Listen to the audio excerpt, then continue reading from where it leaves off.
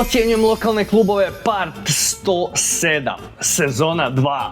Krećemo u novu sezonu sa klubom koji je imao najuporniju ekipu. Na sve moje videe koji nisu imali veze s ovim komentirali su za vrijeme pauze i ne samo da su spamali onako odjednom na 10 videa, nego svaki video koji sam objavio lijepo pogledaju, komentiraju i sada gledamo NK9.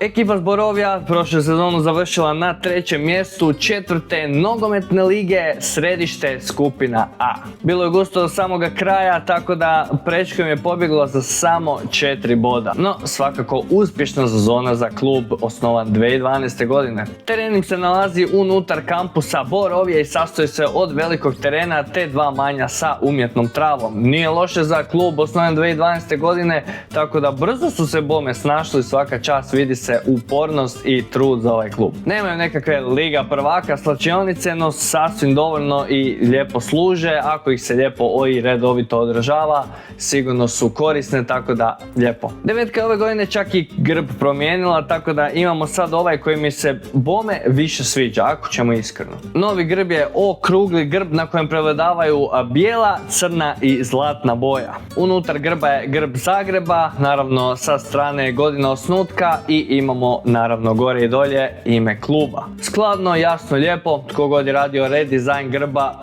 good job man, good job. Dres kluba je bijeli dres marke Kappa, osim toga ništa se puno tu ne događa, osim ovog morat ću primijetiti šmekerski gumbić, znači možete na nedeljnu misu s tim dresom.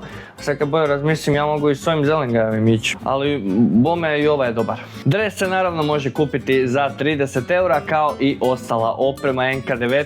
Devetka odigrala 4 pripremne utakmice u svojim pripremama za ovu sezonu i bome može se reći da su zadovoljili pobjedama, sad ću si pročitati, pobjedama protiv Rugvice, Prečkog i Studentskog grada i jedan poraz od Vrapča, znači po meni oni su spremni za možda neki level up u idućoj sezoni, vidit ćemo. Ali po viđenom ide iskorak. Borna je bio uporan i uspio ugurati svoj klub u ovaj serijal. Devetka je zbilja u par godina uspjela postati respektabilan i stabilan zagrebački klub, tako da svaka čast svima u tom klubu, posao top. A mi idemo dalje, sezona 2 je otvorena, deni taj svoj klub da ga vidimo počinje sezona.